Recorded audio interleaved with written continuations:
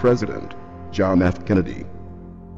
Ladies and gentlemen, the very word secrecy is repugnant in a free and open society, and we are, as a people, inherently and historically opposed to secret societies, to secret oaths, and to secret proceedings. We decided long ago that the dangers of excessive and unwarranted concealment of pertinent facts far outweighed the dangers which are cited to justify it. Even today, there is little value in opposing the threat of a closed society by imitating its arbitrary restrictions. Even today, there is little value in ensuring the survival of our nation if our traditions do not survive with it. And there is very grave danger that an announced need for increased security will be seized upon by those anxious to expand its meaning to the very limits of official censorship and concealment. That I do not intend to permit to the extent that it's in my control.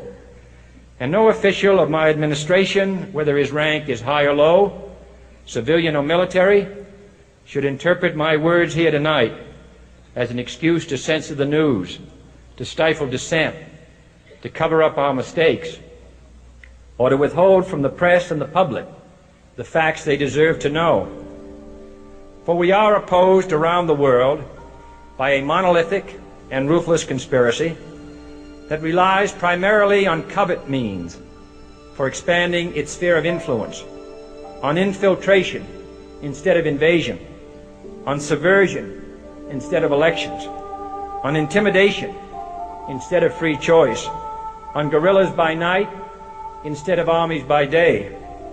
It is a system which has conscripted vast human and material resources into the building of a tightly knit, highly efficient machine that combines military, diplomatic, intelligence, economic, scientific, and political operations.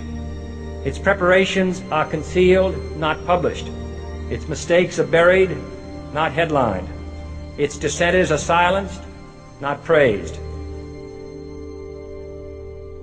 Its dissenters are silenced, not praised.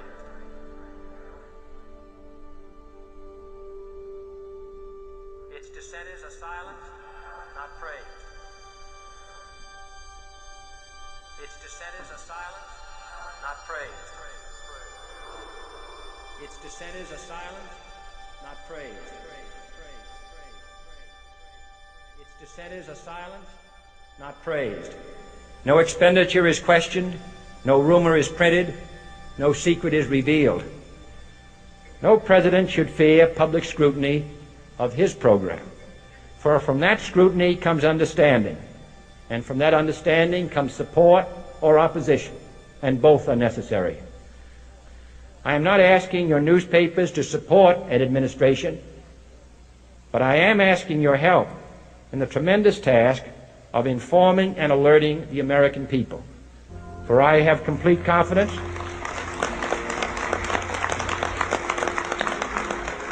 in the response and dedication of our citizens whenever they are fully informed. I not only could not stifle controversy among your readers, I welcome it. This administration intends to be candid about its errors, for as a wise man once said, an error doesn't become a mistake until you refuse to correct it.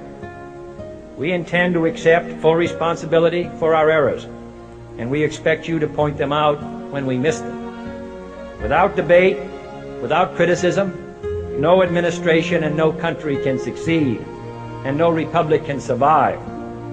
That is why the Athenian lawmaker Solon decreed it a crime for any citizen to shrink from controversy.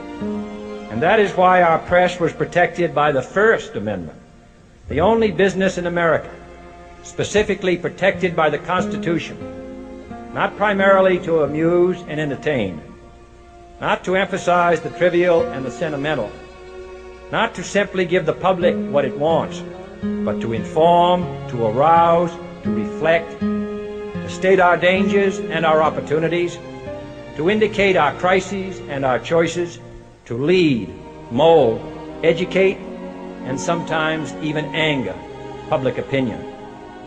This means greater coverage and analysis of international news, for it is no longer far away and foreign, but close at hand and local. It means greater attention to improved understanding of the news, as well as improved transmission. And it means, finally, that government at all levels must meet its obligation to provide you with the fullest possible information outside the narrowest limits of national security.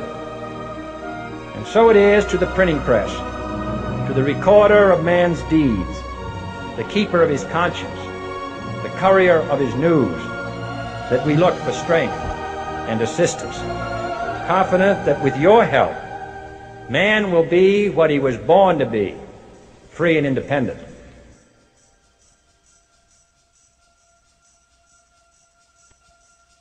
You were both in Skull and Bones, the secret society. It's so secret we can't talk about it. What does that mean for America? The conspiracy theorists are going to go wild. I'm sure they are. I don't know. I haven't seen the web. Number 322. You both were members of Skull and Bones, a secret society at Yale. What does that tell us? Not much, because it's a secret. Is there a secret handshake? Is there a secret code? I wish there were something secret I could manifest. 322, a secret number? There are all kinds of secrets, Tim, but one thing is not a secret. I disagree with this president's direction that he's taking the country. We can do a better job, and I intend to do it. And we'll be watching. Be safe on the campaign trail. John Kerry, thanks for joining us. And we'll be right back. It's good to be back at the Council on Foreign Relations. As Pete mentioned, I've been a member for a long time and was actually a director for some period of time. I never mentioned that when I was campaigning for re-election back home in Wyoming. Senator Clinton, how you doing? I'm good. How are you Can I ask you a quick question while you signed that? Sure. It was reported in June of 2006 you attended a meeting in Ottawa, Canada, the Bilderberg Group. Can you comment on that? What's going on at the Bilderberg meeting, and what do you guys talk about up there? I have no idea what you're talking about. Yeah, you do. I was reported you were up there, and people saw you up there. I just want to know what you guys talk about and meet about up there. Sir, I don't know. Why are they such top secret meetings? I have no idea what you're talking Your about. husband went to a Bilderberg meeting too. I'm just wondering. I'm not being rude or anything. No, I just want to know what happens at these meetings. Well, since I wasn't there, I have no idea. Okay, thank you, Senator. Thank you, Howard. There you go. Thank you very much. Listen, I am a happy member of the Bohemian Grove. I like the folks who come there, and it's really inappropriate for me to talk about the group beyond that. Thank you. Have you been there for the ceremony with the cremation of care? Frankly, I don't think that's something I need to talk to you about.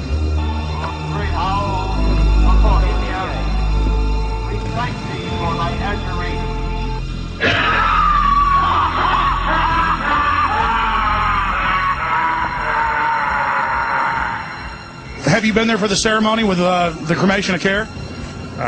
Frankly, I don't think that's something I need to talk to you about. Really? That's right. Well, I'm Alex Jones, and I snuck in there in 2000. I'm the guy that blew it wide open and got the video. It's been on national TV. Well, I disrespect you for that. You do? I do. But there's a lot of big public officials going in there. Don't we deserve to know? I don't know anything about you, and I don't know anything about your film. But if you go in there with an understanding, you violated that understanding by releasing that film, and I don't respect you for that. Really? But we have public officials. I'm sorry. You took an understanding when you went in there that you would not do that film, and did you have an understanding when you went in there?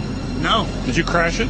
Yes. Yeah, and it has no trespassing signs there too, doesn't it? No, they put one after. Oh, I'm sorry. I'm sorry, sir. I've been there before. I know what the circumstances are, and I'm sorry you violated the understandings. That was not a gentlemanly thing to do. But what about the ritual? Is the ritual gentlemanly?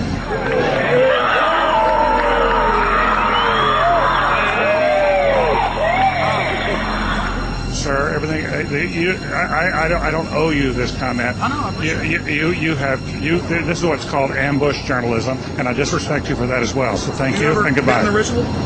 That's none of your damn business. Oh.